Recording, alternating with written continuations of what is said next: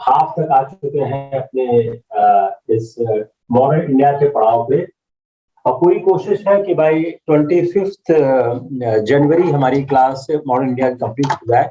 Let's see how much we are able to do it, because from 26 January we want to start the polity and geography together. तो जो अपना winters का जो एक meet है उसको जो डिसाइड हुआ है कि 25 तक इकोनॉमिक्स मॉडर्न इंडिया फिनिश करते हैं, फिर हम लोग स्टार्ट करेंगे polity and geography together. Let's see how much time take for that. हम चलिए जहां से थे वहां से आगे चलते हैं. जो हमारा फिलोसॉफिकल हर एक मूवमेंट, हर एक आंदोलन, हर एक एक्टिविटी किसी रीजन के कारण इंपॉर्टेंट होती है. अगर हम ये थियोसॉफिकल सोसाइटी देखें तो इंपॉर्टेंट क्यों है? फॉरेनर्स,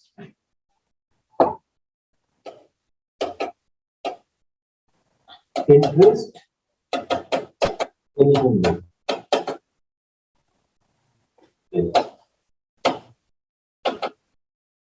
अगर थियोसॉफिकल सोसाइटी इंपॉर्टेंट है, if it is important, what is the reason? उसका रीजन ये है कि एक जो फॉरेनर है उसका इंटरेस्ट आ रहा है Hinduism. This is the main reason why theosophical society is important. तो यह एक महत्वपूर्ण कारण है थियोसॉफिकल सोसाइटी के इंपॉर्टेंट होने के लिए. इसको किसने बनाया? मैडम ब्लॉट्सकी और फॉर्टून. कहाँ बनाया है? यूनाइटेड स्टेट में. हेडक्वार्टर इंडिया में कहा था? नियर अडयार. एनी बेसेंट के कारण मोहन आगे बढ़ा. तो अब आप देखिए इसी पैराग्राफ में सवाल कैसे बन रहे हैं. यह यूनाइटेड स्टेट में बनाई गई. सबसे बड़ा नाम एनी बेसेंट का है, लेकिन फाउंडिंग एनी बेसेंट की नहीं है, मैडम ब्लॉट्सकी की है, ओलकॉट की है. अब ये जो क्या इनका फिलॉसफी क्या? What is the philosophy? What is the philosophy? ये एडवोकेट कर रहे हैं रिवाइवल एंड. यही सवाल आएगा अगर आएगा तो. If they wanted to ask you, आपसे ही पूछेंगे रिवाइवल एंड सर्वाइवल. वो स्ट्रेंथनिंग कर रहे थे. जो हिंदू रिलीजन था उसका रिवाइवल और उसकी मजबूती चाह रहे थे, न केवल हिंदू प्लस. तो आप क्या कह सकते हैं? ये कॉन्फ्लुएंस कर रहे हैं. और जो ट्रांसमाइग्रेशन ऑफ द सोल, जो आत्मा का पुनर्जन्म है, आत्मा का देहांतरगमन है, उसकी वकालत कर रहे थे. They were advocating and believing the doctrine of the transmigration. Second, universal brotherhood of the man.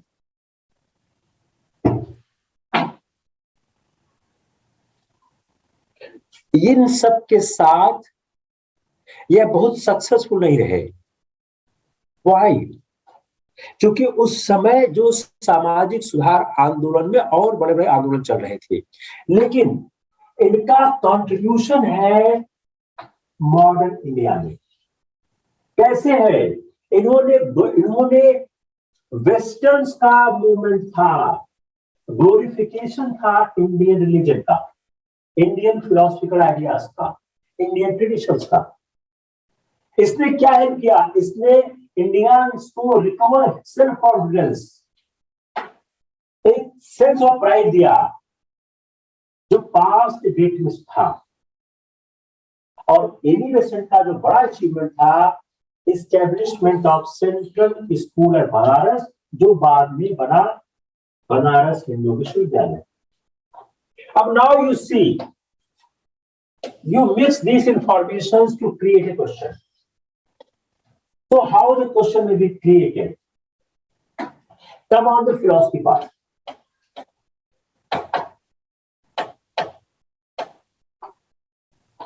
Okay.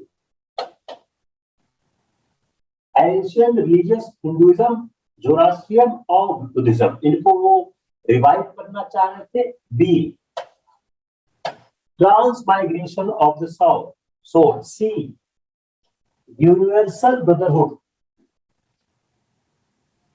D, glorified Indian religion. E, help India recorded self confidence. अब इसका फायदा नेशनल मूवमेंट में हुआ। थियोसॉफिकल सोसाइटी का national movement पे क्या फायदा हुआ? What advantage the national movement got courtesy theosophical society? Got it? Very simple. अब आप देखिए इस एक जस्ट ट्राई टू, जब आप मेरे पैराग्राफ्स को देखें, why I started presenting in the frame, because when I write, तो इस सारी चीजें लिखना आसान नहीं था, because a lot time taking, so I started framing question। अब इसको चाहे क्वेश्चन आंसर फॉर्म में करो, A B C D, what, सवाल क्या हो गया? What is true for the Theosophical Society? A B C D। अब इसको फिर चेंज करो, What is the role of the Theosophical Society in the national movement? फिर A B C D करो, यहीं से आएगा। क्लियर?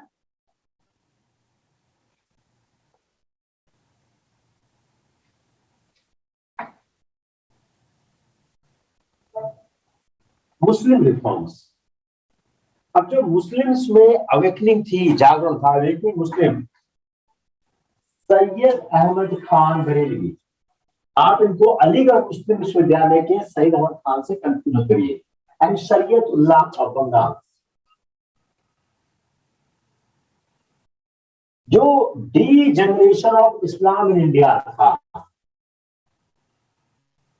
उस पर उन्होंने काम करने की कोशिश की। Purifying and strengthening Islam and promoting Islamic learning.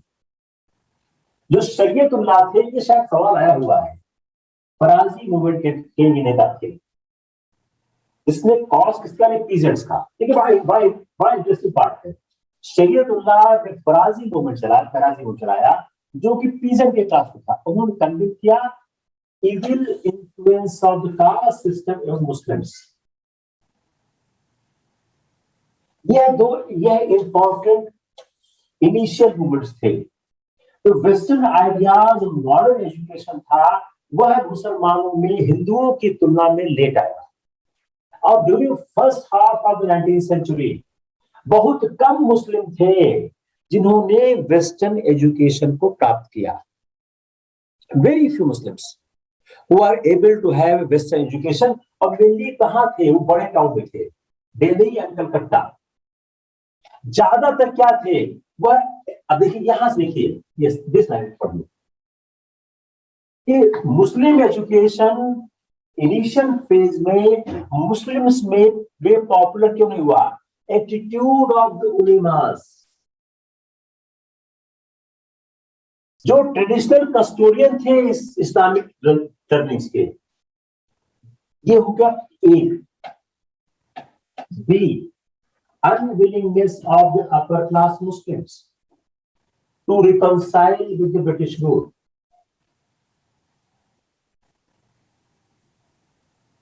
तो ए ये हो गया बी, ये हो गया दूसरा कारण। British attitude, deprivation of the English education, social and economic backwardness, middle class grow up नहीं किया। अब इसको आप देखने की कोशिश करें।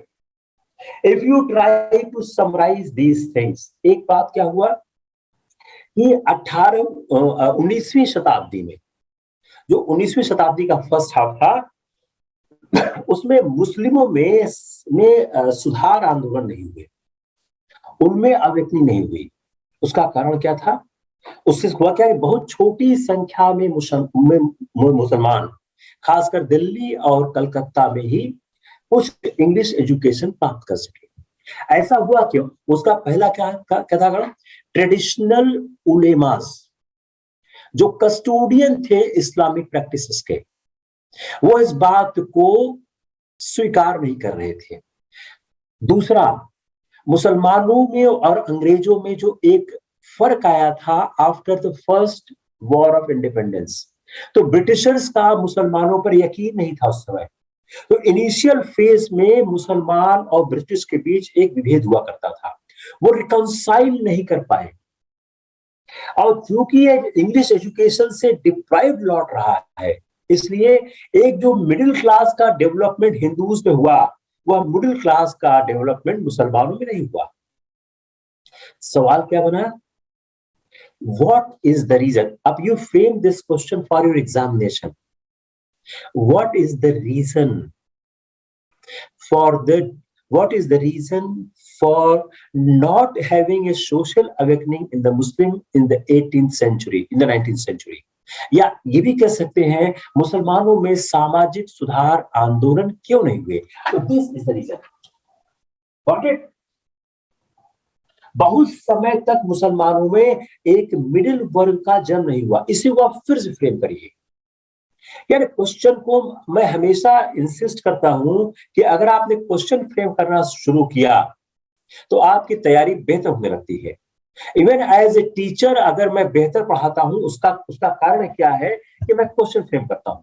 अगर क्वेश्चन फ्रेम नहीं किया जाए तो आप अच्छे टीचर नहीं, अब तो आपकी तैयारी इनकम्प्लीट होती है।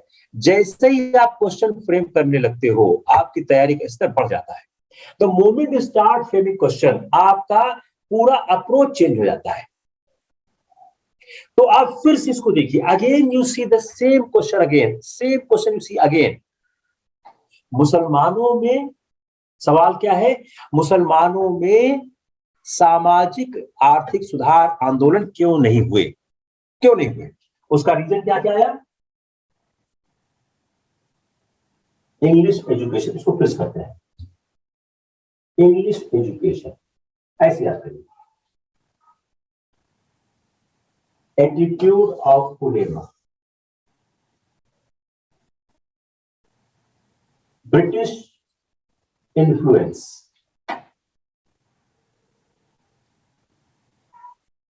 Middle class, A, B, C, D। It's fine?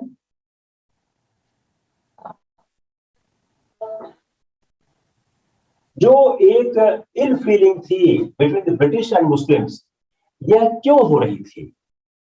क्योंकि 1857 का जो रिवोल्ट था, उस रिवोल्ट के बाद, during revolt of 1857, there was a animosity between Muslims and the Britishers. यह जो इल फीलिंग थी, इसके कारण दोनों में एक मतभेद रहा। उस समय जो कुछ इनलाइटेंड मुस्लिम्स थे, उन्होंने इस बात को महसूस किया, cooperative policies towards the rulers, और अब क्यों किया? अपनी सोशल कंडीशन को इंप्रूव करने के लिए, improve social condition.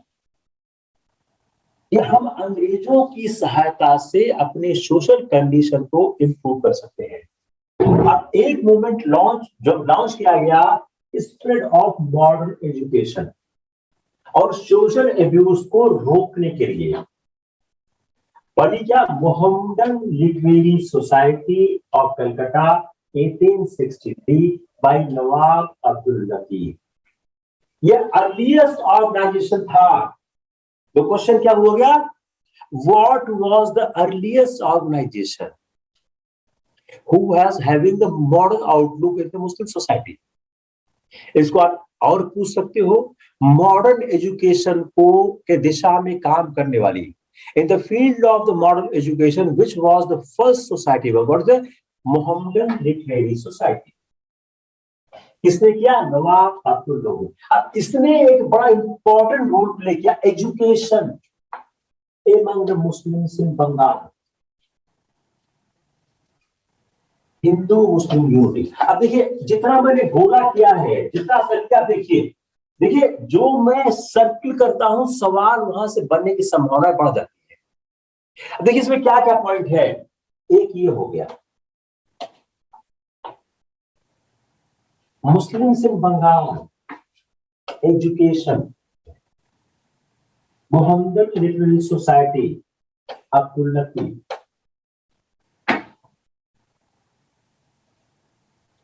Now again try to reframe the question. अब ये क्वेश्चन कहां से? ये क्वेश्चन दो तरह से आ रहा है और मेनली आ रहा है मॉडर्न एजुकेशन और सोशल एब्यूज। तो यह सवाल सब बन रहा है modern education, how modern education came into the Muslim society.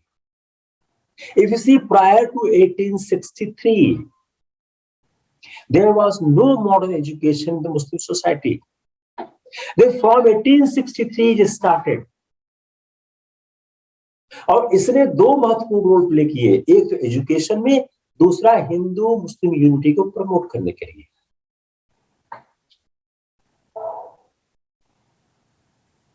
अब जो ये सवाल बनेगा तो सैयद अहमद खान का नाम अगर हम सवाल बनाए कि सबसे पहले मॉडर्न एजुकेशन किसने किया, तो एक नाम हमने लिख दिया नवाब अब्दुल लतीफ का, एक लिख दिया सैयद अहमद खान का। लेकिन आंसर नवाब अब्दुल लतीफ हो जाएंगे कि सबसे पहले मॉडर्न एजुकेशन पे किसने काम किया। ए नवाब अब्दुल लतीफ, दो सैयद अहमद, तो कौन आंसर होगा? नवाब अब्दुल लतीफ हो जाएगा। अब सैयद अहमद खान ने, वह एक एरिस्टोक्रेटिक फैमिली के आते थे, उन्होंने ज्वाइन किया कंपनी की सर्विस एज जुडिशियल ऑफिसर। अब वह 1857 के रिवोल्ट में लॉयल रहे ब्रिटिशर्स के, और ब्रिटिश रूलर चूंकि मुस्लिम्स को अपने एनिमी रिकॉर्ड करते थे आफ्टर 1857 और मोस्ट डेंजरस राइवल्स मानते थे, there was a policy of discrimination against Muslims. If you see the policy of Muslims post 1857, then Muslims were taken as the enemy. अब सैयद अहमद खान के पास बहुत कंसर्न था मुस्लिम्स के बैकवर्डनेस को लेके, वो चाहते थे कि मुस्लिम का बैकवर्डनेस खत्म हो जाए, तो उन्होंने एक तो उसमें काम किया, दूसरा वो जानते थे कि अगर मुस्लिम का बैकवर्डनेस खत्म नहीं होगा तो जो एक हिंदू मुस्लिम यूनिटी है, जो हॉस्टिलिटी है ब्रिटिश की और मुस्लिम की, वो खत्म नहीं हो पाएगी। तो अगर हम मुस्लिम समाज को आगे ले जाना चाहते हैं तो हमको ब्रिटिशर्स का समर्थन आवश्यक है। To have the support of the Britishers we need to finish this hostility. So therefore he started persuading to Muslims कि वो accept करें an educational and social reform,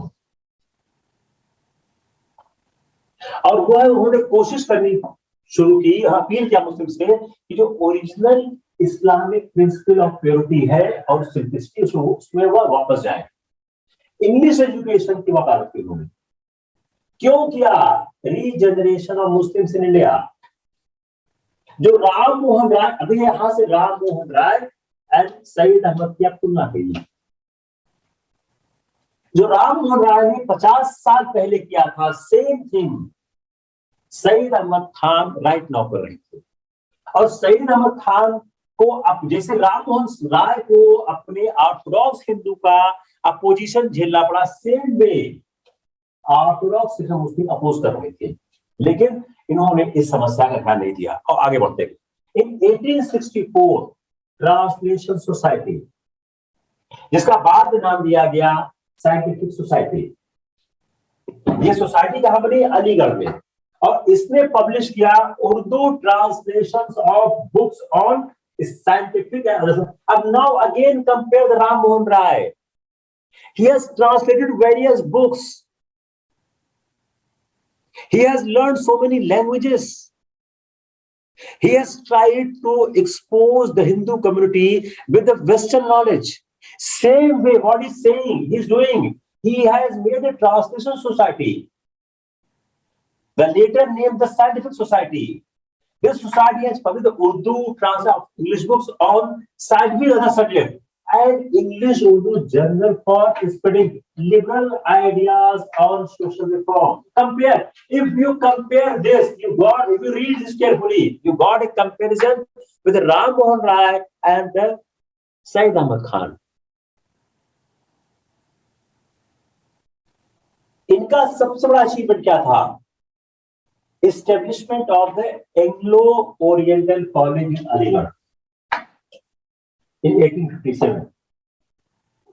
इसने प्रोवाइड किया education in humanities and science through English medium, और कई staff उन्हें England से होने को ऑफर किए। और कॉलेज ने सपोर्ट किया leading Muslims through out India, and British ने भी अपना इंटरेस्ट शो किया।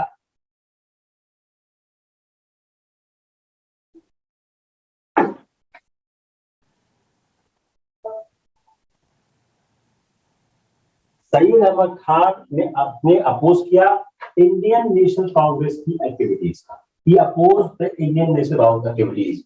वो बिलीव करते थे और नेताओं की तरह इंडियन। अब देखिए सवाल क्या बना, व्हाई ही अपोज्ड। अब एक ऑप्शन लिख देंगे because he does not like the Indian of the Hindu domination, और ही वाज द कम्युनल। लेकिन नहीं, वो विश्वास करते थे Indians were not yet ready to govern themselves. यही ओपिनियन अर्ली नेशनलिस्ट की भी थी। when we read the nationalist movement, then we will get this point कि जो अपने आरंभिक राष्ट्रवादी थे, they were not interested in independence। उनकी मांगे क्या थी? लिमिटेड थी। काउंसिल में सुधार हो, सेना का भारतीयकरण हो, ज्यादा लोगों को काउंसिल में प्रवेश मिले, प्रेस को आजादी मिले। They were not interested for independence because they also believe कि we are not yet ready for the independence. Same they had believed। तो सवाल क्या हो गया? Why Sayyid Ahmad Khan has opposed the activity of the Indian National Congress? Because it was his belief that Indians not yet ready to govern themselves। जो interest है, वह interest serve कैसे होगा? वह सर्व होगा loyalty with the British rule. जो British rule की loyalty है उससे सर्व होगा। उन्होंने फाउंड किया इंडियन पैट्रियोटिक एसोसिएशन। आप क्या करिएगा, सर सैयद अहमद खान ने जितने इशू फॉर्म किए हैं सबको आप कहीं लिख लीजिएगा, वो आपको याद करने पड़ेंगे। Support of some Hindus and Muslims who oppose Congress। और इस बात की कोशिश करने लगे कि मुस्लिम्स कांग्रेस को ज्वाइन न करें। वह चाहते थे कि ज्यादा समय में मिले इंडियन मुस्लिम्स को ऑर्गेनाइज एंड कंसोलिडेट करने के अपने पोजीशन के लिए।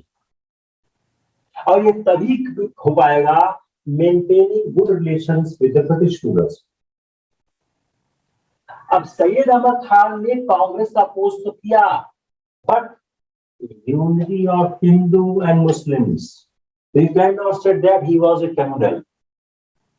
वह रिलीजियस रिफॉर्म्स मुस्लिम के जाने जाते थे। जो मुस्लिम जो अपर क्लास था had tended to avoid content western education and culture। 1857 के रिवोल्ट के बाद जो मॉडर्न आइडियाज था वह स्टार्ट होना शुरू हुआ। और जो मोहम्मदन लिटरेरी सोसाइटी थी, इसकी हमने बात की, जो कलकत्ता में फॉर्म हुई इन 1863, यह सोसाइटी क्या करती थी? Discussion on religious, social and political questions in the light of modern ideas. बस इनकरेज किया अपर और मिडिल क्लास मुस्लिम्स को कि वह वेस्टर्न एजुकेशन को लेने की कोशिश करें, to have western education. The most important reformers among Muslims was the Sayyid Ahmad Khan। He was the most important reformer। यह इनके पास मॉडर्न साइंटिफिक थॉट था और सारी लाइफ काम किया reconcile with Islam। Modern scientific thought to reconcile with Islam। His main work is to have a modern scientific thought which need to be reconciled with the Islam। उन्होंने कुरान को interpret किया।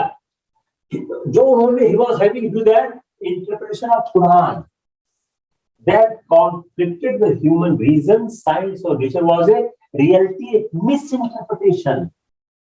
See his scientific temper. See his scientific temper. कि अगर हम कुरान को interpret करते हैं जो कि ह्यूमन रीजन से, साइंस से रिकॉन्साइल नहीं करता है, that is the miss interpretation of the Islam. That is the miss interpretation of Islam. और उन्होंने कहा अगर रिलीजन चेंज नहीं करता है, इट विल बी फॉसिलिटेड. अगर रिलीजन धर्म समय के साथ परिवर्तित नहीं होता है तो ये खत्म हो जाएगा. उन्होंने पूरी कोशिश की कि वह जो ब्लाइंड ओबीडियंस है ट्रेडिशन से, कस्टम से, उसको बारे में एक तर्कपूर्ण विचारधारा विकसित हो. He wanted to have the logical interpretation in the light of the scientific advancement. उन्होंने लोगों से कहा to develop a critical approach and freedom of thought. उन्होंने लोगों को इस बात के लिए आगाह किया. बॉन्ड जो फैनेटिज्म था, नैरो माइंडनेस था और एक्सक्लूसिवनेस था, और अर्ज किया इसराइल एंड अदर्स को कि वह ब्रॉड माइंडेड हो और टॉलरेंट हो. उनका बिलीव था, he was believe that religion social life of Muslim वह कब इंप्रूव कर सकती है, जब मॉडर्न साइंटिफिक नॉलेज और कल्चर एक साथ चलेंगे. उन्होंने जो स्कूल मेनी टाउन्स में फॉर्म किए, उन्होंने कई वेस्टर्न बुक का अनुवाद किया उर्दू में, और 1875 में फाउंड किया अलीगढ़ में Mohammedan Anglo Oriental college as a centre for spreading western sciences and culture, जो बाद में अलीगढ़ मुस्लिम यूनिवर्सिटी के नाम से व्याख्यात हुआ. रिलीजियस टॉलरेंस में उनका बिलीफ था. वह बिलीव करते थे all religion has certain underlying unity. सारे रिलीजन के पास, देखिए अब यू कंपेयर विवेकानंद भी इस तरह की बात कहते थे कि सारे रिलीजन में एक अंडरलाइंग यूनिटी है. तो ही हैज बिलीव दैट कि सारे religion, all religion has the one point for the unification. वह क्या है? मॉरलिटी. मॉरलिटी एक ऐसा पॉइंट है जिसपे सारे रिलीजन का यूनिफिकेशन हो रहा है. उन्होंने किसी भी तरह की जो रिलीजियस बायोगेट्री थी, जो धार्मिक अंधविश्वास था, उस सब का उन्होंने विरोध किया. उन्होंने कम्युनल फिक्शन का विरोध किया. तो ही हैज द ओपिनियन, कहा कि जो हिंदू और मुस्लिम है दोनों इसी धरती से फीड किए जाते हैं, एंड दोनों को साथ यहां जिंदा रहना है, दोनों को साथ यहां पे मरना है. तो हिंदूज, पारसीज, क्रिश्चियन, इन सब के बारे में ओपिनियन था कि सबने फ्रीली कंट्रीब्यूट किया उस कॉलेज में. और इसके दो ओपिनियन थे ऑल इंडियंस के लिए. इन 1898 यहां पर 64 हिंदूज थे, 285 मुस्लिम स्टूडेंट्स थे. आउट ऑफ 7 टीचर्स 2 हिंदूज थे, और one of them being the professor of Sanskrit. यह अगले तथ्य लिखना, याद करना क्यों जरूरी है? It will clear the doubt about the Muslim or Islamic character of the Aligarh Muslim University, or it will clear the doubt about the education reforms of the Muslims in the 19th century, where a certain section of Muslim society was working for a secular education, secular society, secular system. लेकिन अपने life के and में उन्होंने Hindu domination की बात करनी शुरू. यहाँ पर एक शिफ्ट आ रहा है उनकी पूरी फिलॉसफी में, कि जो उनका लाइफ का जो लास्ट पीरियड था उसमें यह हिंदू डोमिनेशन की बात करने लगे, और उन्होंने नेशनल मूवमेंट का अपोज करना शुरू कर दिया. यह एक तथ्य था कि उनके पास कम्युनल माइंडसेट तो शायद नहीं था, लेकिन जो बैकवर्डनेस ऑफ मुस्लिम और मिडिल क्लास था और अपर क्लास था, उसको चाहते थे खत्म हो. उनका जो पॉलिटिक्स था वह इस बिलीव था कि इमीडिएट पॉलिटिकल जो प्रोग्रेस है बगैर ब्रिटिश सपोर्टिंग नहीं मिलेगा, और किसी भी तरह की हॉस्टिलिटी विद द ऑफिशियल्स वह उनके एजुकेशनल एफर्ट को नुकसान कर सकती है. और उनका कहना था कि जो इंडियंस है जब वो मॉडर्न होंगे अपने थिंकिंग में और एक्शंस में, तभी वो ब्रिटिश रूल को चैलेंज कर पाएंगे। उन्होंने सारे इंडियंस को, खासकर जो एजुकेशनल बैकवर्ड मुस्लिम है, उनको उन्होंने एडवाइस किया, सलाह किया कि वह पॉलिटिक्स से दूर रहे। Time for politics has not yet कम। वह इतने ज्यादा कमिटेड थे अपने कॉलेज के एजुकेशन के लिए कि वह सारे इंटरेस्ट को सेक्रीफाइस करने को तैयार थे। उसका कॉन्सिक्वेंटली क्या हुआ कि जो जो जो ऑर्थोडॉक्स मुस्लिम थे, उनको कॉलेज का अपोज करने के से रोकने के लिए उन्होंने रिलीजियस रिफॉर्म भी छोड़ दिया। He virtually gave up his education in favor of the religious reform. Religious reform के फेवर में सारा छोड़ दिया, और वह नहीं चाहते थे किसी भी तरह से गवर्नमेंट को ऑफेंड किया जाए। तो आप कह सकते हैं एक तरह से उनकी स्ट्रेटजी थी।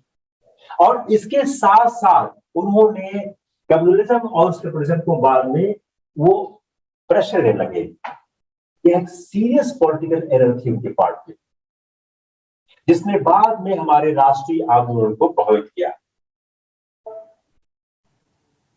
जो सैयद अहमद खान का जो रिफॉर्मिस्ट जील था, जो उनका सोशल स्फीयर में काम था, जो उन्होंने मुस्लिम कहा कि मिडिवल कस्टम्स को आप छोड़े, थॉट्स में, अपने बिहेवियर में आप मॉडर्न थॉट लाए, और उन्होंने वोमेन स्टेटस के बारे में बात की, राइजिंग वोमेन इन सोसाइटी, पर्दा और स्पिरिट ऑफ एजुकेशन, दोनों पर काम किया।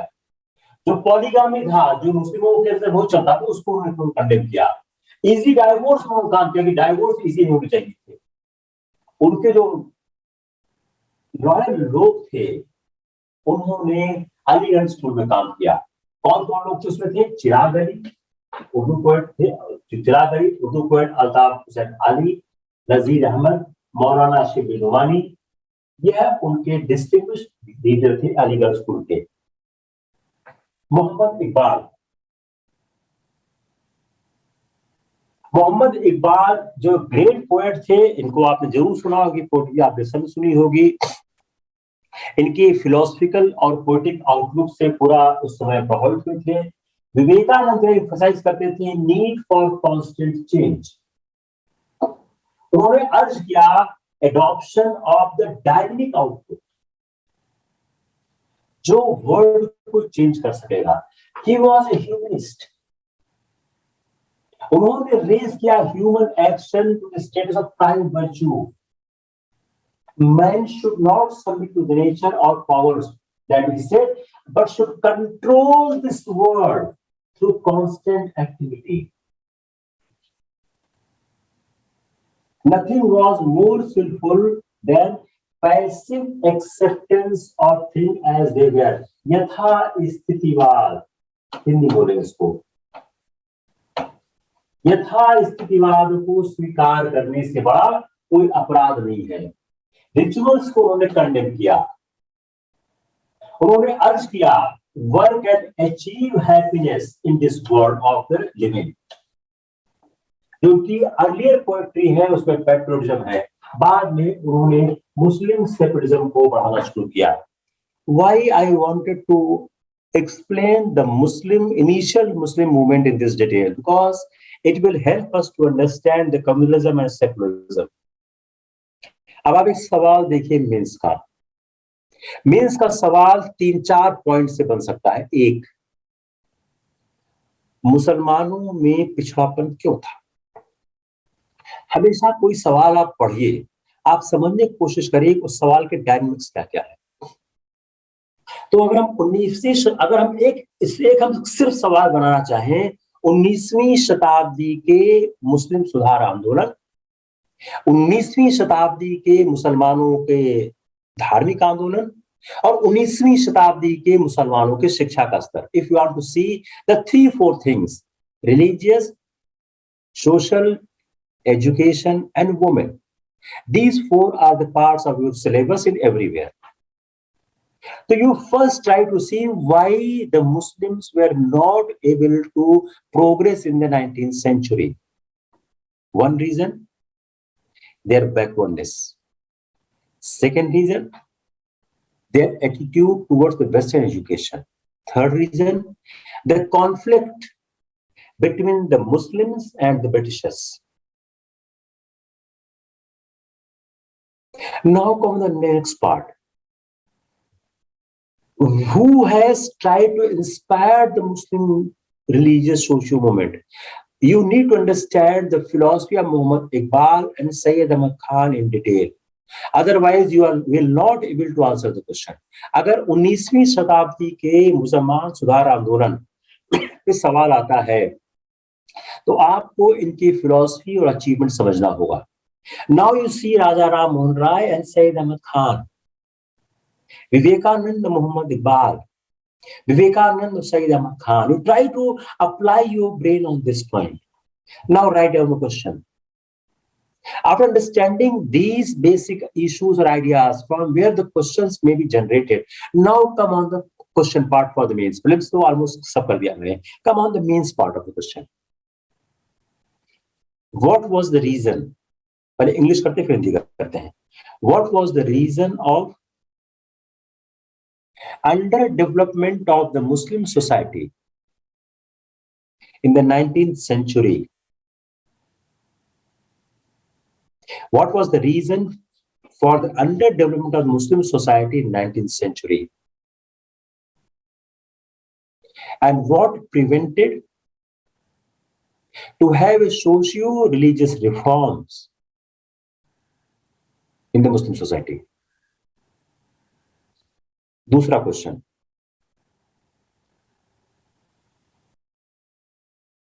Sayyid Ahmad Khan और Muhammad Iqbal has tried to work more on the social reform than the religious reform. Critically examine this. Sayyid Ahmad Khan और Muhammad Iqbal ने धार्मिक सुधार के बजाय सामाजिक सुधार पर अधिक कार्य किया. इस पर आलोचनात्मक टिप्पणी करी. Third question, Muslim society was in the status quo. How the 19th century Muslim reformers were able to take them out of the status quo and how much it has impacted the Muslim society. 19वीं शताब्दी का मुस्लिम समाज यथा स्थितिवाद से ग्रसित था. 19वीं शताब्दी के सुधारकों ने किस तरह से उनको यथा स्थितिवाद से निकाला और उसका समाज पर क्या प्रभाव पड़ा.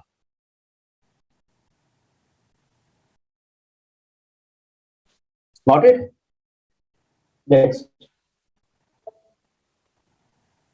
Religious reforms among Parsis. अब पारसी में 19वीं शताब्दी में शुरू हुआ. ये स्टार्ट किसने किया?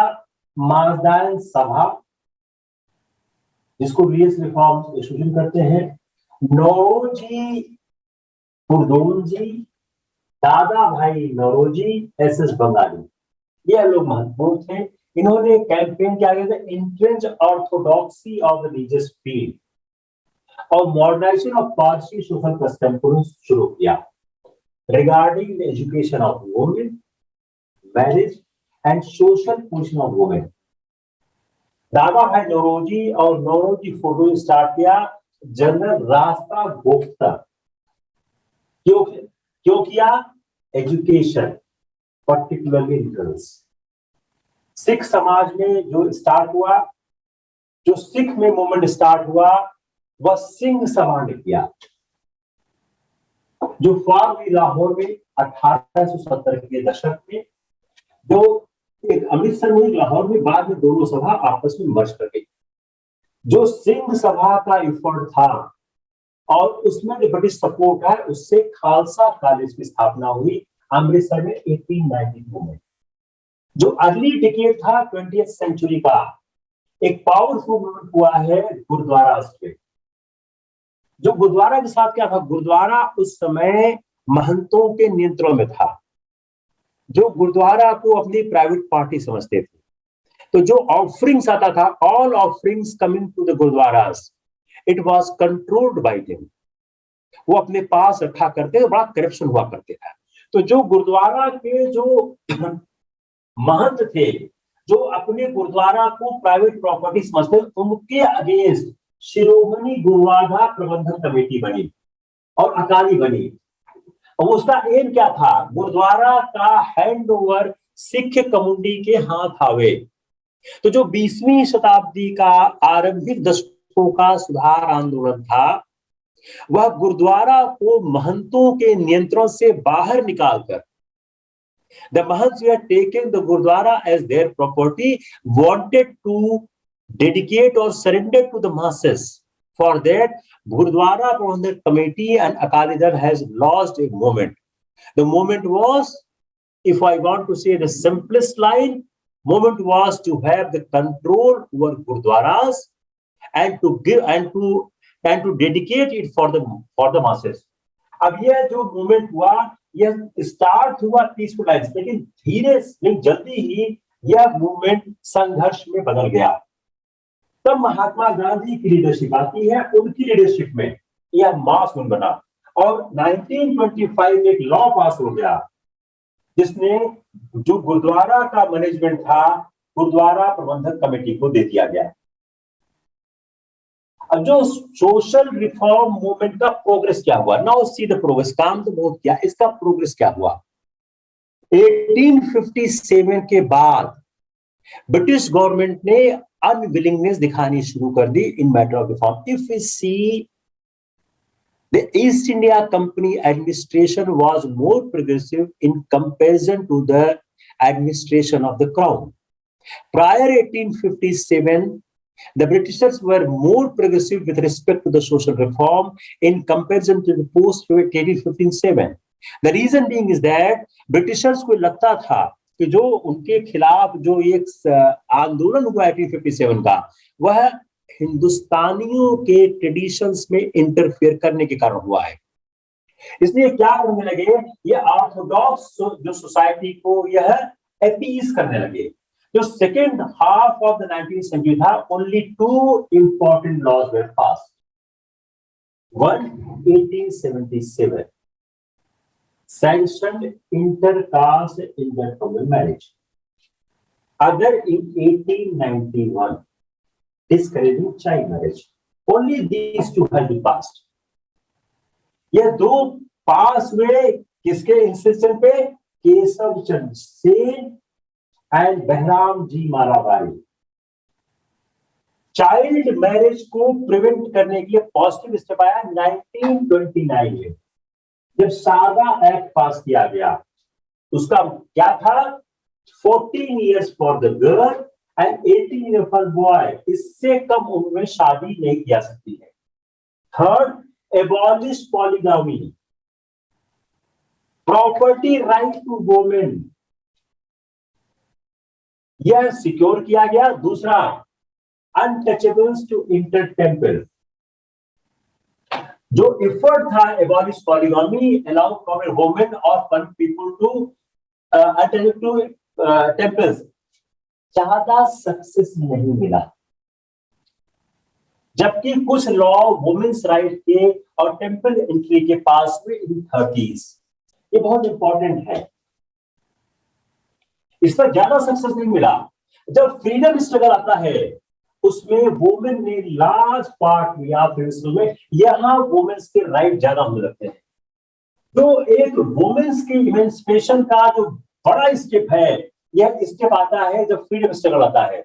यह बिग स्टेप फॉरवर्ड था, fight against untouchability.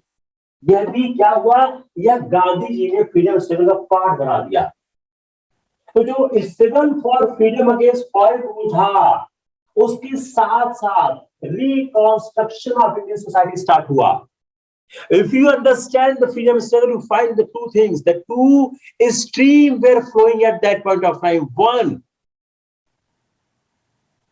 One to have independence of the nation. Second, reconstruction of Indian society. If we see the educational reform progress, education के फील्ड में 1813 and 1835 एजुकेशन जो annual allotment of 1 lakh rupees था provide किया by this purpose charter act 1830 और 1835 में Bentinck ने decide किया to promote western education among Indian subjects. 1854 government declare किया intention create a properly articulated system of education from primary school to university. यह एक important landmark था educational progress of India. यह बड़ा इंपॉर्टेंट है sociology anthropology के भी students के लिए। फिर क्या गुड्स डिस्पैच, इसको डिटेल में वर्कआउट किया गया आफ्टर 1857। उसके साथ क्या हुआ, पब्लिक इंस्ट्रक्शन डिपार्टमेंट एस्टेब्लिश हुआ प्रोविंसेस में। यूनिवर्सिटीज का फाउंडेशन हुआ कहां पर, कलकत्ता, बॉम्बे, मद्रास में। और गवर्नमेंट ग्रांट्स दी गई प्राइवेट स्कूल्स को। उसी समय एक नई सर्विस स्टार्ट की गई, एक न्यू सर्विस स्टार्ट की गई, इंडियन एजुकेशनल सर्विस। ये क्या करती थी, रिक्रूट करती थी teachers for the government institutions of the country. ये जो मेजर्स थे, इस मेजर्स क्या हुआ, नंबर ऑफ स्कूल और कॉलेज बने जो गवर्नमेंट और मिशनरीज के द्वारा चलाए जाते थे। At the same time A government control over education को, यहां पर एजुकेशन पर गवर्नमेंट कंट्रोल हुआ। अब जो ग्रोथ ऑफ एजुकेशन था, देखिए मेरिट्स भी है, डिमेरिट्स भी है, ये यूनिफॉर्म नहीं था और लेवल पे। जो ग्रोथ ऑफ एजुकेशन था ये हर लेवल पे यूनिफॉर्म नहीं था। ज्यादा अटेंशन दिया गया high schools and colleges. Primary school neglect किए गए, सफर किए गए। क्यों, फंड की कमी थी, फंड दिया ही नहीं गया। तो जो कंट्री का एक बड़ा मास था, जो बड़ी जनसंख्या थी, वह इलिटरेट रही। इसका रिजल्ट क्या हुआ कि जो 20th सेंचुरी का बिगिनिंग था, आरंभ था, 4 out of 5 Indian villages were without a primary school and 3 out of 4 children grew up without any education। जो हायर एजुकेशन हमने शुरू की और दास्ता की थी, स्लेविश इमिटेशन ऑफ वेस्टर्न स्टाइल, जो हमारी नीड से, देश की नीड से अनरिलेटेड थी। सब इंप्रूवमेंट जो हुआ क्वालिटी ऑफ एजुकेशन में, वो बिगिन हुआ जिसमें क्या हुआ, when the number of Indian teachers increase. तो जो एजुकेशन में एक फर्क आने लगा जब भारतीय अध्यापकों की संख्या बढ़ी। ब्रिटिशर्स ने पूरी कोशिश की कि एजुकेशन पर कंट्रोल किया जाए और पैट्रियटिज्म को रोका जाए एजुकेशन स्टूडेंट में, टीचर्स में। जो 20वीं शताब्दी था, during the early 20th century, जब फ्रीडम मूवमेंट स्टार्ट हुआ तो नेशनल काउंसिल ऑफ एजुकेशन आया as revolt against British control over education. बहुत इंपॉर्टेंट पॉइंट है।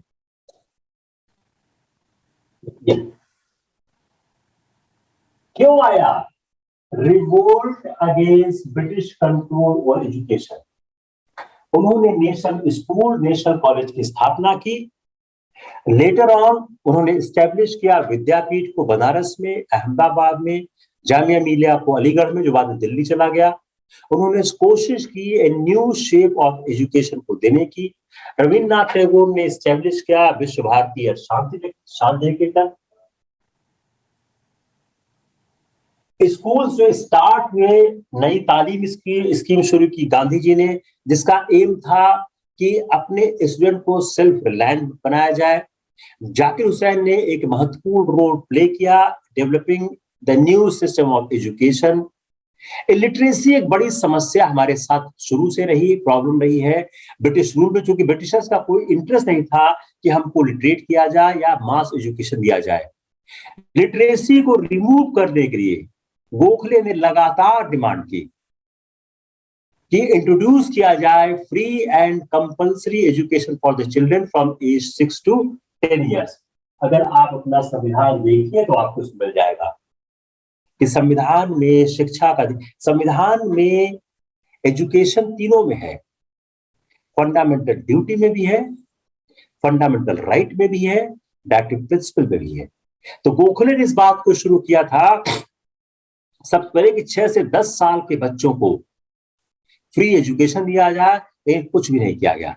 जब 1947 में इंडिया आजाद हुआ तो only 24% of the female and 24% of male or 7% female were illiterate. It was the situation when we have got the independence.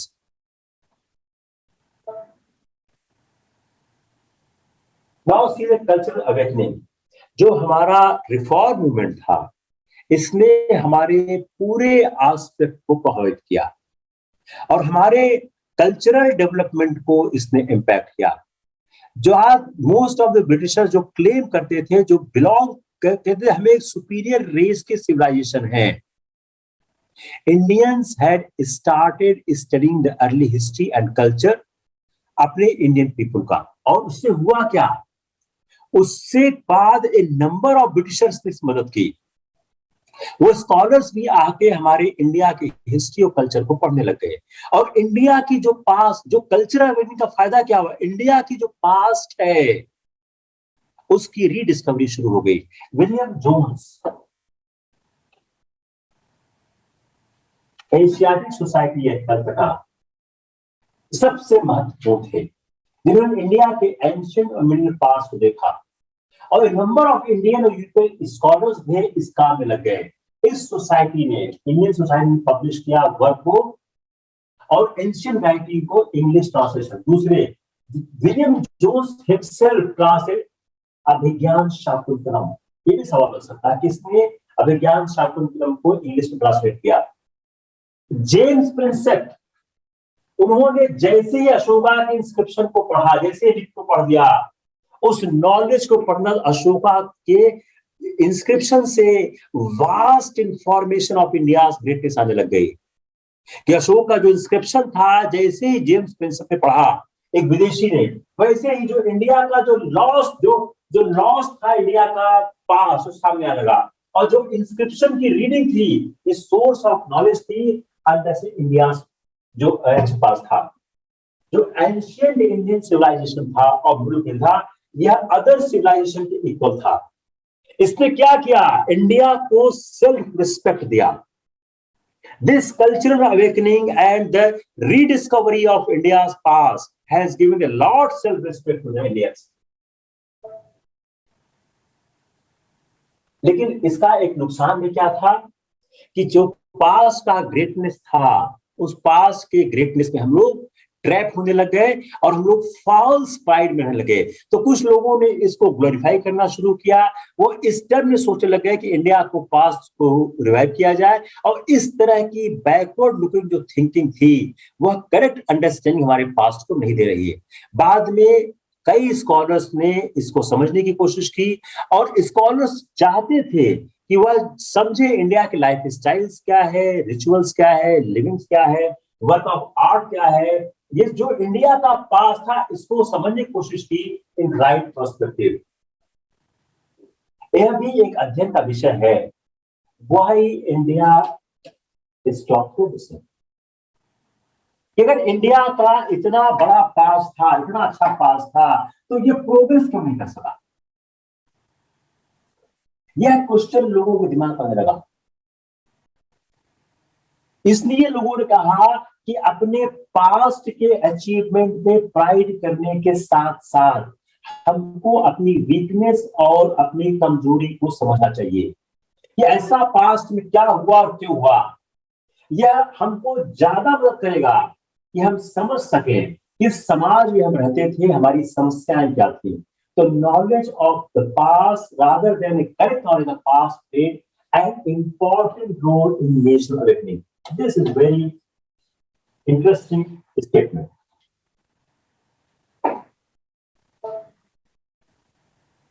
Now see literature and art. जो literature था 9th century का वो much different था early literature से, content और style दोनों में। Due to in the national time of the national awakening, जो हमारा लिटरेचर था वो कंटेंट में, स्टाइल में, दोनों ही बहुत ज्यादा फर्क था। ज्यादा जो हमारे पास जो लिटरेरी वर्क थे उनकी थीम क्या थी? Religion and mythology. National awakening के पहले की लिटरेचर का ज्यादातर चीज क्या था? रिलीजन और माइथोलॉजी था। ज्यादातर कंपोज में थे वर्सेस में। नाउ प्रोज राइटिंग इंपॉर्टेंट हो गई। न्यू फॉर्म ऑफ लिटरेरी क्या थी? नॉवेल्स। अगर आप ये दिखाए बाबू बहुत नंबर मिलेगा। ड्रामा, इससे क्योंकि क्या है यहाँ तक लोग जल्दी सोचते नहीं है कि नेशनल अवेकनिंग का क्या क्या फायदा हो रहा था। तो जो previous style of literary work था वो चेंज हो गया। प्रीवियस क्या था? माइथोलॉजी था और वर्सेस थे। माइथोलॉजी था, रिलीजन था। अब क्या हो गया? और ज्यादा वर्सेस, अब क्या? प्रोज राइटिंग करने लगे, नॉवेल्स आ गए, शॉर्ट स्टोरीज आ गई, ड्रामा आ गए, इससे जो होगा। और जो लिटरेरी थीम राइटिंग थी, जो थीम्स थे लिटरेरी राइटिंग से, पोएट्री बेसिकली ह्यूमरिस्टिक। जो न्यू फॉर्म की पोएट्री राइटिंग की थीम थी ये ह्यूमरिस्टिक हो गई। लाइफ ऑफ पीपल से उनका कंसर्न था, वे concern with the life of people. लोगों की लाइफ, लोगों की प्रॉब्लम्स, लोगों के एस्पिरेशंस, लोगों के संघर्ष। तो क्या हो गया? यह आम जीवन के नजदीक आ रही थी। जब आपको रेनेसा पढ़ाएंगे वर्ल्ड हिस्ट्री में, तो उसमें भी आपको इसी तरह की प्रवृत्ति दिखाएंगे।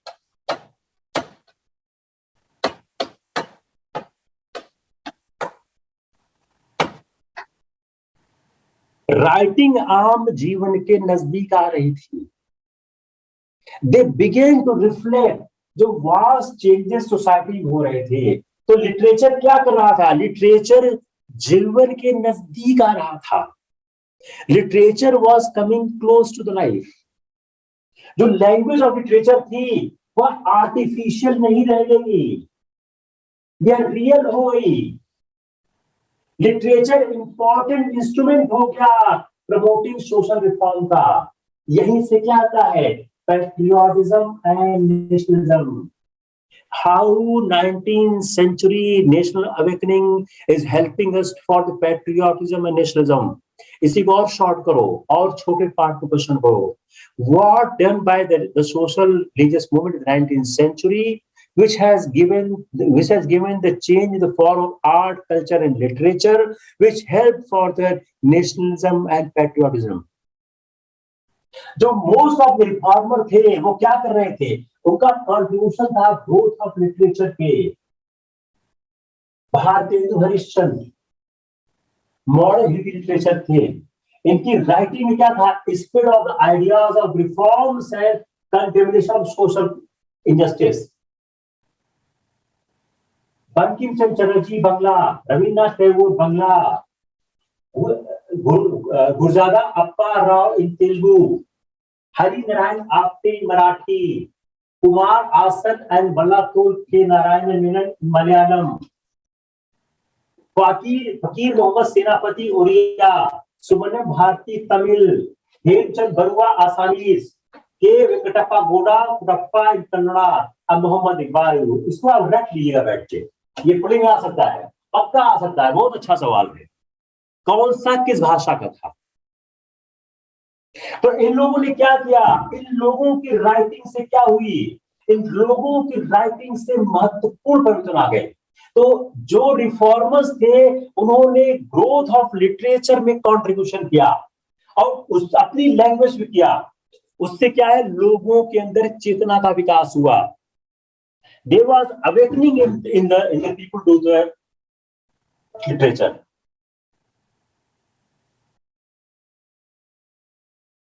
नाइनटीन 13 में नोबेल प्राइज मिला लिटरेचर पे रविन्द्रनाथ टैगोर को, पहला भारतीय होता है। इन 20th सेंचुरी लिटरेचर को देखें तो जो all Indian language was deeply into the struggle for freedom, जो राजनीतिक आंदोलन का जो असर था लिटरेचर पर दिख रहा था। एंड देन नेशनल जो स्ट्रगल था, उस स्ट्रगल से क्या हो रहा था कि लिटरेचर में हमको स्वतंत्रता संग्राम दिखा था, meaning thereby literature was representing the society. अब इस लिटरेचर ने पैट्रियोटिज्म को अराउज किया, इसने लोगों को कन्विंस किया फाइट करें against injustice and operation. One of the most आए थे मुंशी प्रेमचंद, जिन्होंने गरीबों की और ऑपरेस क्लास की हिस्ट्री लिखी, पहले उर्दू में लिखते थे, बाद में हिंदी में लिखते लगे। 8 अभिनंदन टैगोर, जिन्होंने रिवाइव किया classical Indian tradition of painting. इनके प्रयत्नों से क्या बना बंगाल स्कूल। राजा रवि वर्मा, इनकी पेंटिंग से क्या हुआ इंडियन एथिक्स और मिथिक्स को जो मिलता लीजेंड था। और वेस्टर्न ट्रेडिशन ऑफ पेंटिंग भी also influenced by the Indian art. एक बड़े अमृता शेर के इन लोगों ने एक्सप्रेशन दिया everyday life of the people in their paintings. हर पेंटिंग अपनी अलग स्टाइल से। नंदलाल बोस, इन्होंने पेंट किया scenes from the Indian legends and from the daily life of the artisans and craftsman. इन्होंने भी फ्रीडम स्ट्रगल को दिखाने की कोशिश की। ग्रोथ ऑफ द प्रेस, एक पावरफुल प्रेस विकसित हुआ, इंग्लिश में हिंदी में। ज्यादातर रिफॉर्मर्स क्या थे, उन्होंने अपनी लाइफ को स्टार्ट किया विद न्यूज़पेपर एंड जर्नल्स। जो पॉलिटिकल कॉन्शियसनेस था 19th सेंचुरी का, उससे जो पॉलिटिकल एक्टिविटीज शुरू हुई, उसमें बहुत ज्यादा इंक्रीज हुआ राजनीतिक चेतना का, और उससे न्यूज़पेपर और जर्नल्स का विस्तार शुरू हुआ। कुछ इंग्लिश न्यूज़पेपर थे जो ब्रिटिश सपोर्टर्स ओन किए जाते थे, और इंग्लिश और हिंदी दोनों लैंग्वेज ने एस्पिरेशंस ऑफ इंडियन को रिफ्लेक्ट किया। इन्होंने लोगों की आवाज को, लोगों की बात को, सामाजिक कस्टम को, सामाजिक कुरीतियों को अपने समाचार पत्र में लाना शुरू किया। इन्होंने लोगों को अवेयर करना शुरू किया। और फ्रीडम स्ट्रगल के समय में यह जो न्यूज़पेपर्स थे, यह पावरफुल इंस्ट्रूमेंट हो गए to mobilise people against the British rule and give the information about the world. तो जो फ्रीडम स्ट्रगल का टाइम था, यह बहुत बड़ा इंस्ट्रूमेंट हुआ। कई न्यूज़पेपर को परसिक्यूशन मिला, ब्रिटिश आतंक का दिक्कत आया, क्योंकि वो नेशनल मूवमेंट का पार्ट करते थे। Growth of science, one of the major reason why Indian reformers favored English education was the importance attached to the science. जो ओल्ड सिस्टम एजुकेशन था, उस ओल्ड एजुकेशन सिस्टम में साइंस को neglect किया जाता था। रिफॉर्मर्स बिलीव करते, they have the belief that कि निग्लेक्ट ऑफ साइंस इंडिया के लिए भारत में अच्छा नहीं है। भारत को बैकवर्डनेस से अगर निकालना है तो साइंस को स्ट्रॉन्ग करना पड़ेगा, साइंस को सीखना पड़ेगा, और साइंस के लिए हमको इंग्लिश लैंग्वेज और वेस्टर्न नॉलेज को लेना ही लेना होगा। और उन्होंने इस बात को एम्फेसिस की कि साइंस की टीचिंग दी जाए, और many reformers set up scientific societies for the population of the science. Science को पॉपुलराइज करने की कोशिश की। जो इंट्रोडक्शन ऑफ मॉडर्न इंडिया में साइंस था, कब हुआ? अर्ली 19th सेंचुरी में।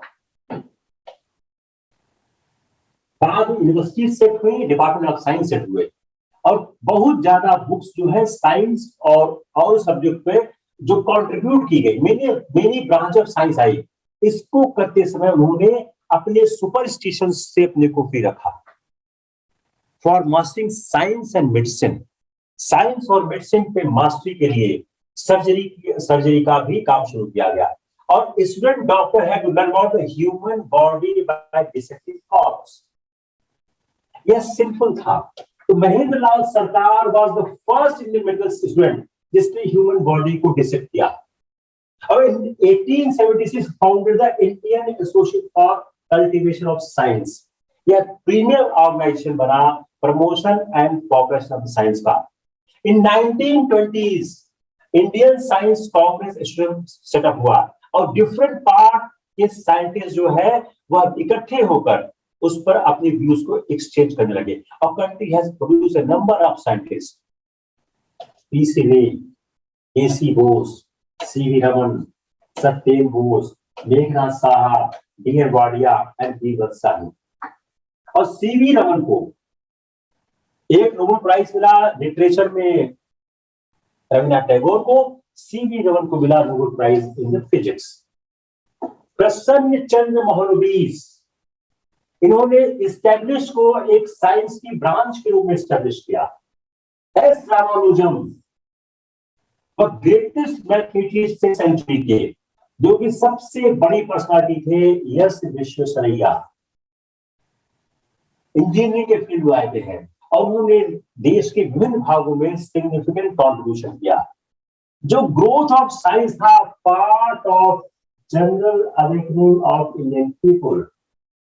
यह जो मूवमेंट था नेशनल एजुकेशन, इसने क्या किया? इसने साइंस एजुकेशन को बढ़ावा दिया। जो स्ट्रगल था, जो फ्रीडम स्ट्रगल रहा था, उसके नेताओं ने भी इसमें कंट्रीब्यूशन किया। इंडियन साइंटिस्ट जिन्होंने एस्टैब्लिश किया almost every branch of science और कंट्री को में साइंस को बढ़ाने का उन्होंने रिस्पॉन्सिबिलिटी दिया। उन्होंने they were hampered in the for by British rules, क्योंकि फैसिलिटीज नहीं दी जाती थी, low level of industrial development था, वो अपने नॉलेज का यूज नहीं कर सकते थे for the of the country. वो क्योंकि ब्रिटिश एजुकेशन, ब्रिटिश सिस्टम इसको बढ़ावा सपोर्ट नहीं दे रहा था, फंड नहीं दे रहा था। वो अपनी मीटिंग और कॉन्फ्रेंस जो कि नेशनल मूवमेंट लीडर्स एड्रेस भी करते थे, कई बार उनको प्लेटफॉर्म में डिस्कशन करने का। इमेंसिपेशन ऑफ वुमेन,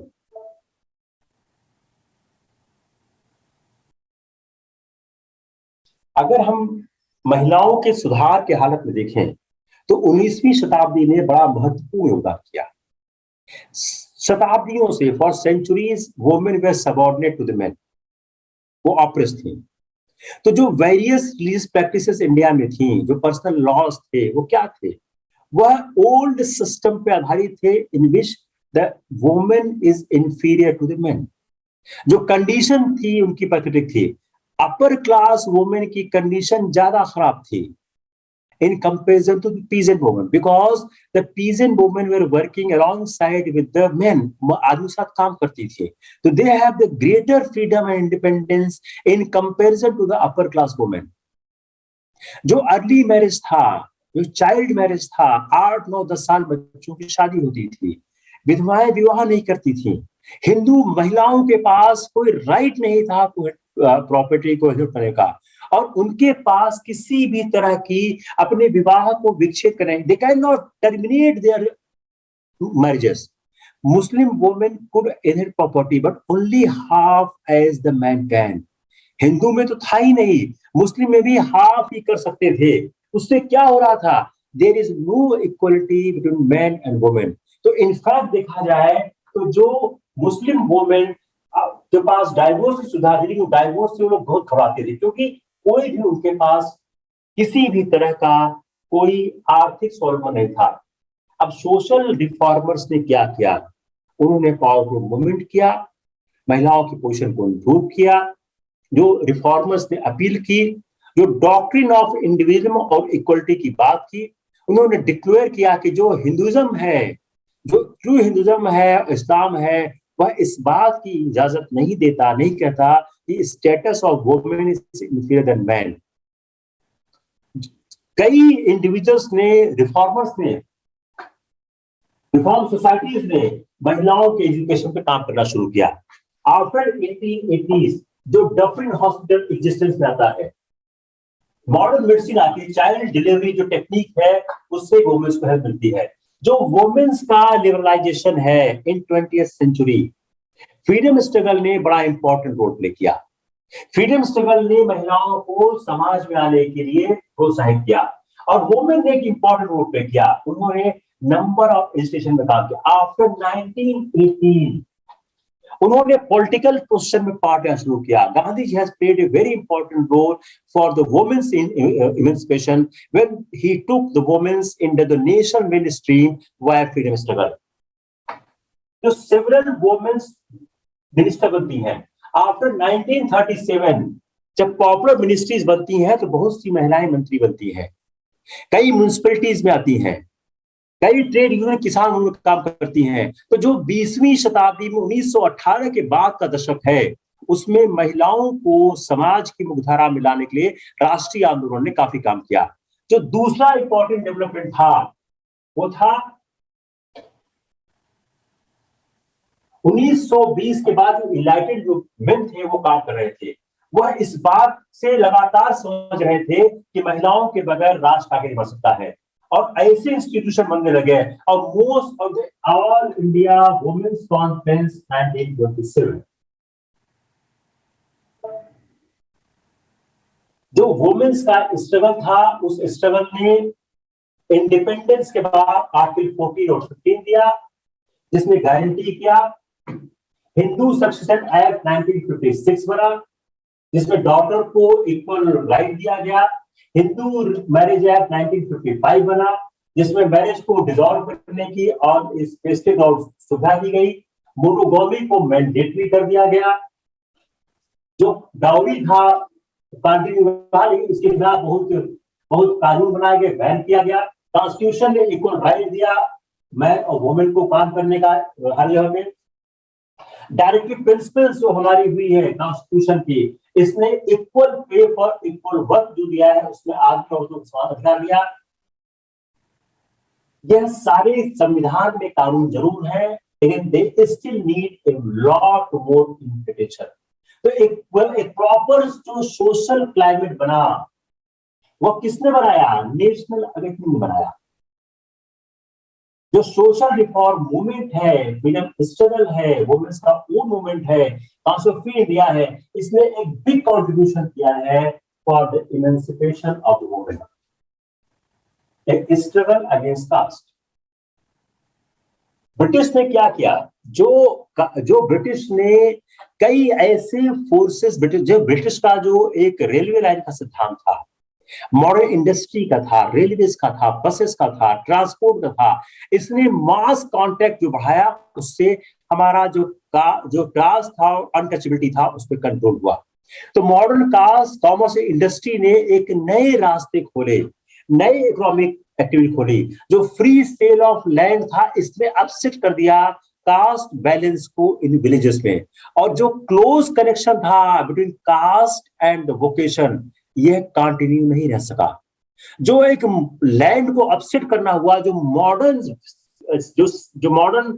इंडस्ट्रीज विकसित हुई, modern way of the trade विकसित हुए, इसने कास्ट और वोकेशन के बीच के संबंध को तोड़ दिया, because the profit motive was the main consideration for that. Administration में ब्रिटिश ने जो एक कॉन्सेप्ट इक्वालिटी बिफोर लॉ, इस इक्वालिटी बिफोर लॉ के साथ साथ उन्होंने क्या किया? जो जुडिशियल फंक्शन था कास्ट पंचायत को ले लिया गया, और एडमिनिस्ट्रेशन के जो डोर हो गए, सबके लिए ओपन कर दिए गए। सारे लोगों के लिए एडमिनिस्ट्रेशन के डोर ओपन कर दिए गए।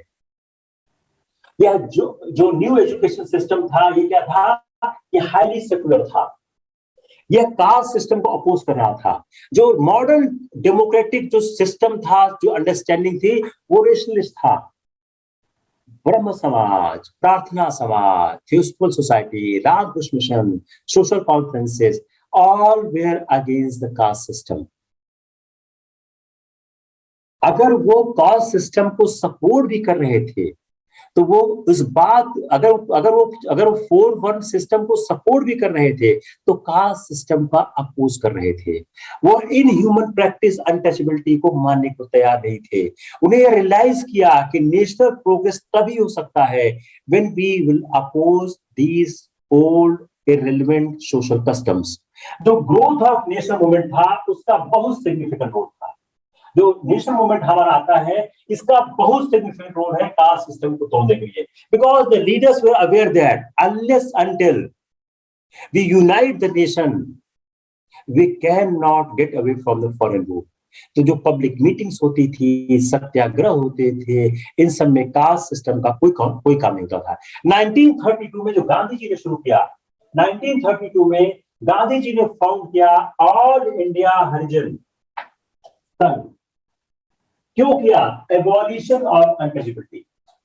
जो कैंपेन था उनका, कि जो रूट ऑफ कॉज था जो अनटचेबिलिटी के लिए, वो किस पर बेस्ड था? Humanism and reason, some of the Gandhi's philosophy for some time। जो उनका सारा कैंपेन था अनटचेबिलिटी के खिलाफ, वो किस बात पे था? वो आधारित था ह्यूमनिज्म पे और रीजन पे। वो इस बात को आर्गू करते थे, there is no sanction of untouchability in Hindu शास्त्र। अगर शास्त्र अप्रूव करता है तो भी मैं स्वीकार नहीं करूंगा। 19वीं शताब्दी के मध्य से जो कई इंडिविजुअल और ऑर्गेनाइजेशन लेवल पे काम शुरू हुआ, जो एजुकेशन का विस्तार हुआ, सब ने अनटचेबिलिटी का विरोध करना शुरू किया, कास्ट सिस्टम का विरोध करना शुरू किया। और जो टेम्पल्स के द्वार थे, open temples for the masses, और जो पब्लिक वेल थे, टैंक थे, जो घाट थे जहां लोग जा नहीं सकते थे, सब पे जाने की परमिशन लगी।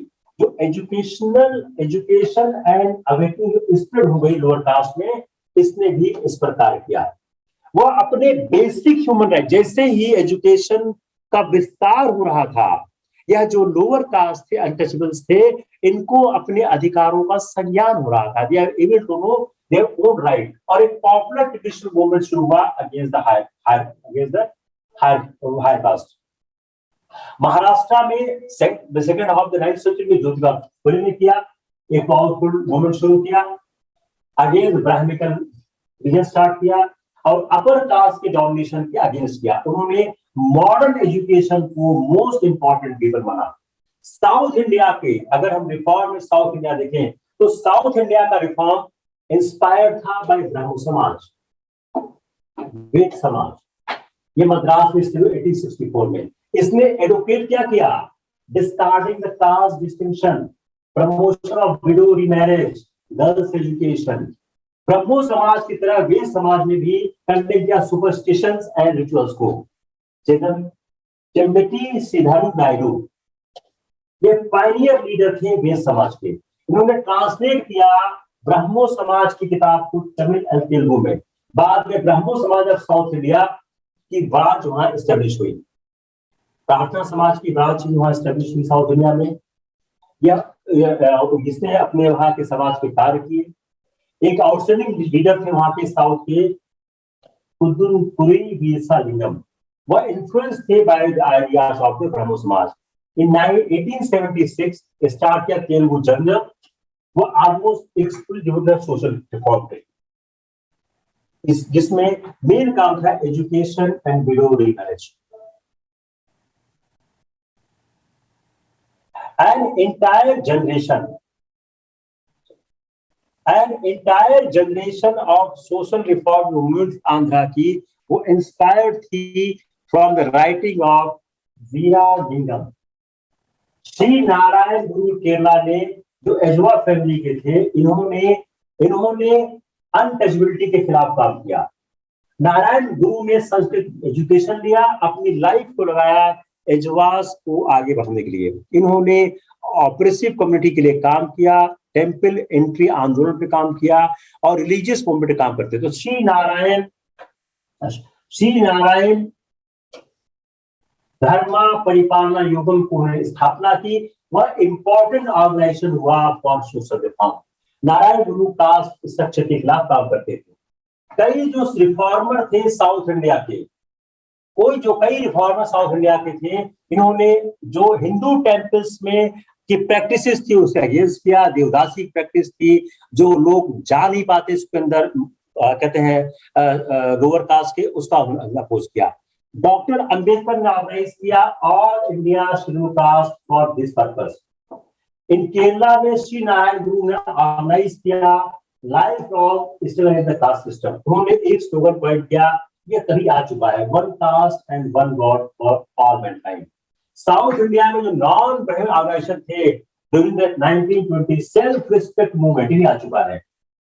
Disabilities which Brahmins had imposed, जो सोशल अपलिफ्टमेंट की प्रॉब्लम थी, जो प्रॉब्लम ऑफ सोशल अपलिफ्टमेंट था, वह क्लोजली रिलेटेड था problem of political and economic upliftment. तो इकोनॉमिक प्रोग्रेस एसेंशियल था for status of the depressed caste. Doctor Ambedkar ने कहा nobody can remove you as you can and you can not move unless you political fall in hand. Ambedkar साहब कहना क्या था कि आपकी ग्रीवांसेस को कोई रिमूव नहीं कर सकता, only you can remove and you can remove only when you have political power in your hand। तो जो कॉन्स्टिट्यूशन का फ्रेमवर्क बनाया गया, उस कॉन्स्टिट्यूशन फ्रेमवर्क में वो सारी समस्याएं, जो समस्याएं थी अनटचेबिलिटी की, जो समस्याएं थी बाथिंग घाट की, जो समस्याएं थी मंदिरों में प्रवेश की, सारी समस्याओं का उन्होंने समापन किया और कॉन्स्टिट्यूशन ने उसको फिनिश कर दिया। I purposely tried to explain a lot because this lecture will help in so many ways। अगर आप ए से लिखना चाहेंगे तो आपके पास बहुत ज्यादा फैक्ट होगा। हिस्ट्री के स्टूडेंट के लिए बड़ा इंपॉर्टेंट मैटर है, क्योंकि सोशल कल्चर अवेकनिंग है। सोशियोलॉजी, एंथ्रोपोलॉजी, पॉलिटिकल साइंस, तीनों में के जो थॉट है वो हेल्प करेगा। सोशियोलॉजी को बहुत ज्यादा हेल्प करेगा क्योंकि सोशियोलॉजी में वुमेन्स इशू काफी ज्यादा होता है। I myself took a lot of time to research these facts, कहीं एक जगह आराम से मिलते नहीं है। I tried to consolidate it। Your तकरीबन हाफ नेशनल मूवमेंट हो गया है, हाफ से ज्यादा हो गया है, सारे बड़े टॉपिक हो गए हैं। Tomorrow I will start the 1857। I don't know, I will take one lecture or two lecture। After 1857, I have do two lecture, one 1857, second the changes after 1858, the social and administrative changes after 1858. After these two lectures, will straight away reach to the formation of the Congress. So we have still the 7 days with us, because on the 26th we'll start the polity and geography together. Before that, we'll try to complete the economics and the modern India. A few aspirants are joining right now to us. We have already crossed more than the 65, 66 lectures. I don't know the exact number of lectures, but it will be around 65, 66 lectures. I will advise them to go on the app and listen lecture again. And after that, you can go.